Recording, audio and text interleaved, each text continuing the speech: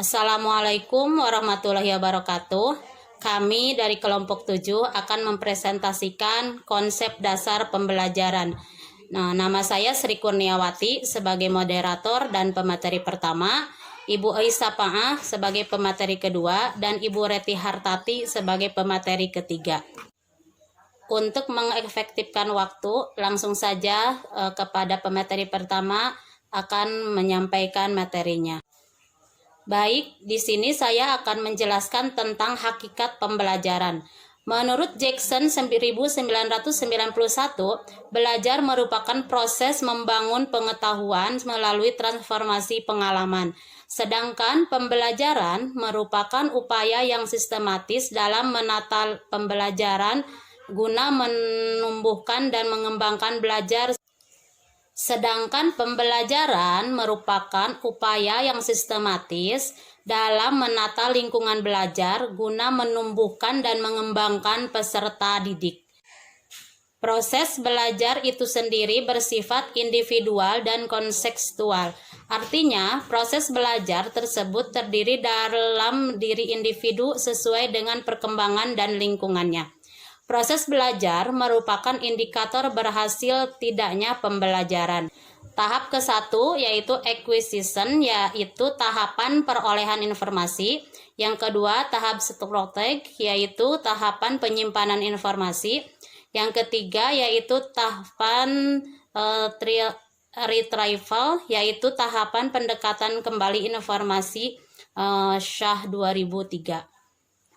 Dengan demikian, agar terjadi belajar bermakna, maka guru harus selalu berusaha mengetahui dan menggali konsep-konsep yang telah dimiliki siswa dan membantu memandukannya secara harmonis konsep tersebut dengan pengetahuan baru yang akan diajarkan. Terdapat beberapa ciri pembelajaran, yaitu 1.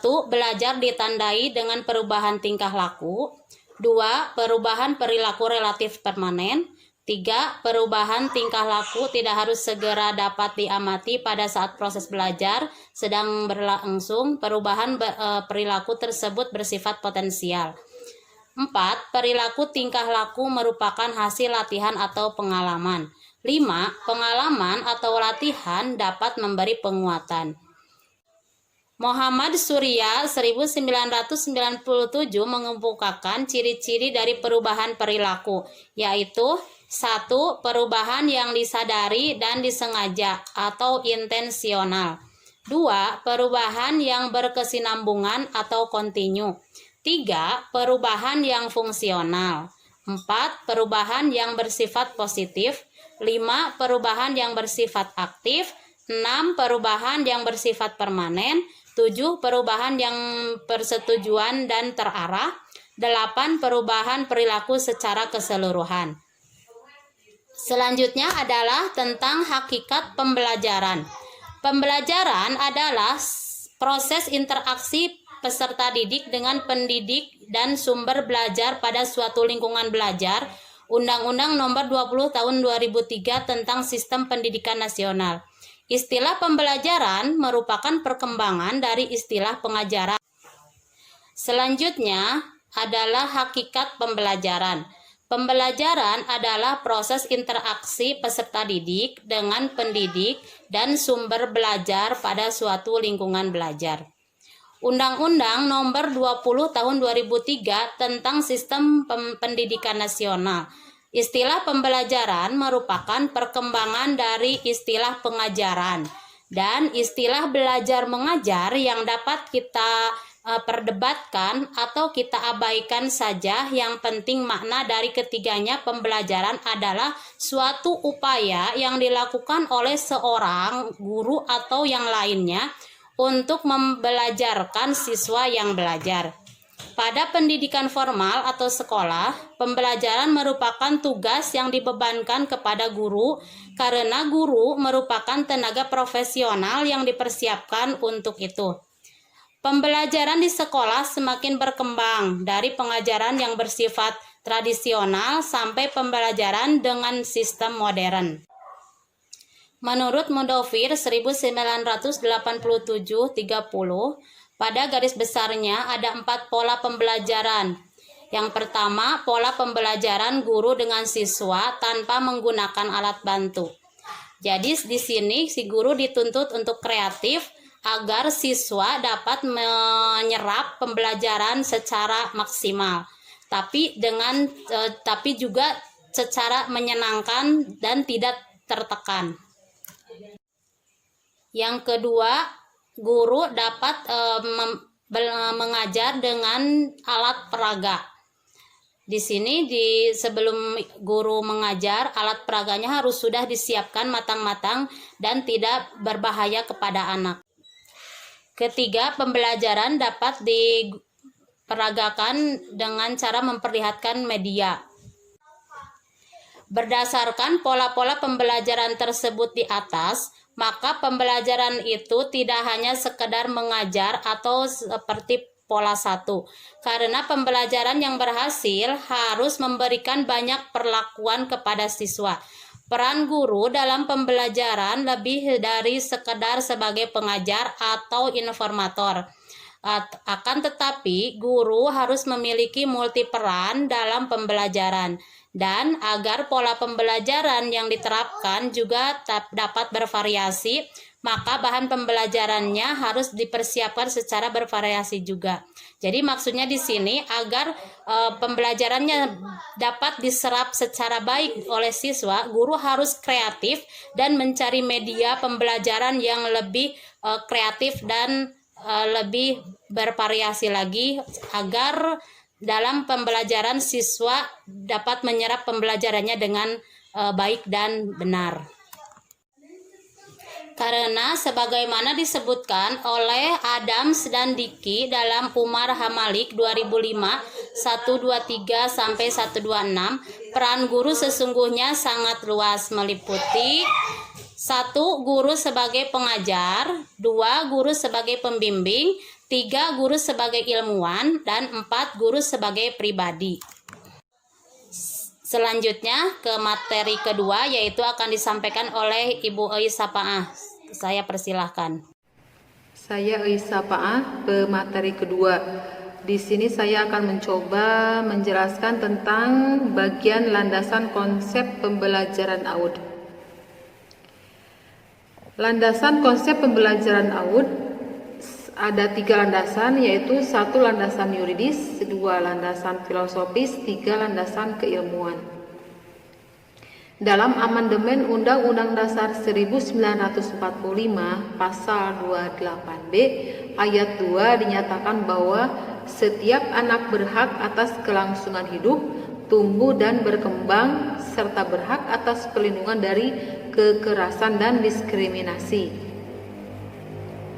Dalam Undang-Undang Nomor 23 Tahun 2002 Pasal 9 Ayat 1 tentang perlindungan anak dinyatakan bahwa setiap anak berhak memperoleh pendidikan dan pengajaran dalam rangka pengembangan pribadinya dan tingkat kecerdasannya sesuai minat dan bakatnya. Sedangkan pada pasal 28 tentang pendidikan anak usia dini dinyatakan bahwa pendidikan anak usia dini diselenggarakan sebelum jenjang pendidikan dasar, dan pendidikan anak usia dini dapat diselenggarakan melalui jalur pendidikan formal, non-formal, atau informal. Dan pendidikan anak usia ini juga bisa melalui jalur pendidikan formal, antara lain TK, RA, atau bentuk lainnya yang landasan sederajat. 2. Landasan filosofis. Pendidikan merupakan suatu upaya untuk memanusiakan manusia. Artinya, melalui proses pendidikan diharapkan terlahir manusia-manusia yang baik. Bangsa Indonesia yang menganut filsafat Pancasila berkeyakinan bahwa pembentukan manusia Pancasilais menjadi orientasi tujuan pendidikan, yaitu menjadi manusia Indonesia seutuhnya. 3. Landasan keilmuan. Konsep keilmuan PAUD bersifat isomorfis, artinya Kerangka keilmuan PAUD dibangun dari interdisiplin ilmu yang merupakan gabungan dari beberapa disiplin ilmu, di antaranya psikologi, fisiologi, sosiologi, ilmu pendidikan anak, antropologi, humaniora, kesehatan dan gizi, serta neuroscience atau ilmu perkembangan otak manusia. Bagian proses pembelajaran. Pembelajaran berasal dari kata belajar, yaitu suatu aktivitas atau proses untuk memperoleh pengetahuan, meningkatkan keterampilan, memperbaiki perilaku, sikap, dan mengukuhkan kepribadian. Melalui pembelajaran ini, harapannya ilmu akan bertambah, keterampilan meningkat, dan dapat membentuk akhlak yang mulia. Dalam Undang-Undang Nomor 20 Tahun 2003 tentang Sistem Pendidikan, dinyatakan bahwa pembelajaran ialah proses interaksi peserta didik dengan pendidik dan sumber belajar pada suatu lingkungan belajar. Adapun anak usia dini dapat diartikan sebagai anak yang berada pada usia 0-6 tahun atau 0-8 tahun. Jadi, pembelajaran anak usia dini ialah proses pembelajaran yang ditujukan untuk anak usia 0-6 atau 0-8 tahun. Sebelum melakukan proses pembelajaran, seorang pendidik diwajibkan membuat rencana pelaksanaan pembelajaran, yaitu RPP. Tanpa adanya rencana pelaksanaan pembelajaran, akan berjalan tidak terarah dan akan meluas kemana-mana, sehingga sulit untuk dipahami peserta didik dan akhirnya tujuan pembelajaran pun tidak akan tercapai dengan baik. Sekian yang dapat saya sampaikan, selanjutnya dikembalikan ke moderator. Dan selanjutnya pemateri ketiga dan terakhir yaitu Ibu Reti Hartati. Saya persilahkan kepada Ibu Reti. Baiklah, saya akan menyampaikan materi yang kelima, yaitu hasil belajar dari pembelajaran. Hasil belajar adalah serangkaian kalimat yang terdiri dari dua kata, yaitu hasil dan belajar, di mana kedua kata tersebut saling berkaitan dan di antara keduanya mempunyai pengertian yang berbeda. Oleh sebab itu, sebelum mengulas lebih lanjut tentang hasil belajar, menurut Jamroh, hasil belajar adalah hasil dari suatu kegiatan yang telah dikerjakan, diciptakan baik secara individu maupun kelompok.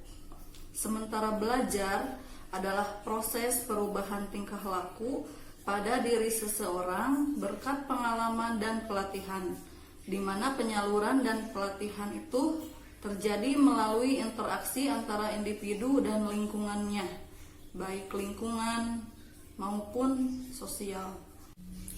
Menurut Sadirman AM, belajar sebagai rangkaian kegiatan jiwa raga, psikofisik, menuju ke perkembangan pribadi manusia seutuhnya, yang menyangkut unsur cipta, rasa dan karsa, ranah kognitif, afektif, dan psikomotorik. Menurut Gagne, belajar adalah seperangkat proses kognitif yang merubah sifat stimulasi lingkungan melewati pengolahan tentang informasi menjadi kapabilitas baru. Setelah menelusuri definisi prestasi dan belajar, maka dapat diambil kesimpulan bahwa prestasi pada dasarnya adalah hasil yang diperoleh dari suatu aktivitas, sedangkan belajar adalah suatu proses yang mengakibatkan adanya perubahan dari diri individu, yaitu perubahan tingkah laku. Dengan demikian, hasil belajar adalah hasil yang diperoleh berupa kesan-kesan yang mengakibatkan perubahan dalam diri individu sebagai hasil dari aktivitas dalam belajar. Selanjutnya, Muhammad Surya tahun 1997 mengemukakan bahwa hasil belajar akan tampak dalam 1. Kebiasaan, 2. Keterampilan, 3. Pengamatan, 4. Berpikir asosiatif, 5. Berpikir rasional dan kritis, 6. Sikap, yakni kecenderungan yang relatif menetap untuk bereaksi, 7. Inhibisi atau menghindari hal yang mubazir, 8. Apresiasi, 9. Perilaku afektif. Selanjutnya terdapat prinsip-prinsip hasil belajar. Di antaranya yang ke-1, hasil belajar adalah hasil yang dicapai ketika mengikuti, mengerjakan tugas dan kegiatan pembelajaran di sekolah. Yang kedua, hasil belajar tersebut terutama dinilai aspek kognitifnya karena bersangkutan dengan kemampuan siswa dan pengetahuan atau ingatan, pemahaman, aplikasi, analisis, sintesa, dan evaluasi. Kemudian, hasil belajar dibuktikan dan ditunjukkan melalui nilai atau angka dari hasil evaluasi yang dilakukan oleh guru. Selanjutnya, kesimpulan yang materi kami bahas yaitu belajar adalah proses perubahan tingkah laku pada diri seseorang berkat pengalaman dan pelatihan, di mana penyaluran dan pelatihan itu terjadi melalui interaksi antara individu dan lingkungannya, baik lingkungan alamiah maupun lingkungan sosial. Pembelajaran adalah proses interaksi peserta didik dengan pendidik dan sumber belajar pada suatu lingkungan belajar. Pada dasarnya, belajar merupakan tahapan perubahan perilaku siswa yang relatif positif dan mantap sebagai hasil interaksi dengan lingkungan yang melibatkan proses kognitif. Dengan kata lain, belajar merupakan kegiatan berproses yang terdiri dari beberapa tahap, yaitu tahap acquisition, kedua tahap strategi, ketiga tahap retrieval. Dengan berbagai landasan konsep pembelajaran, proses pembelajaran dan hasil belajar serta prinsip-prinsipnya. Sekian materi yang dapat kami sampaikan. Selanjutnya kami serahkan ke moderator. Alhamdulillah, presentasi kelompok 7 dari awal sampai akhir sudah kami jelaskan. Mohon maaf apabila banyak kekurangan karena kami masih dalam tahap belajar. Wassalamualaikum warahmatullahi wabarakatuh.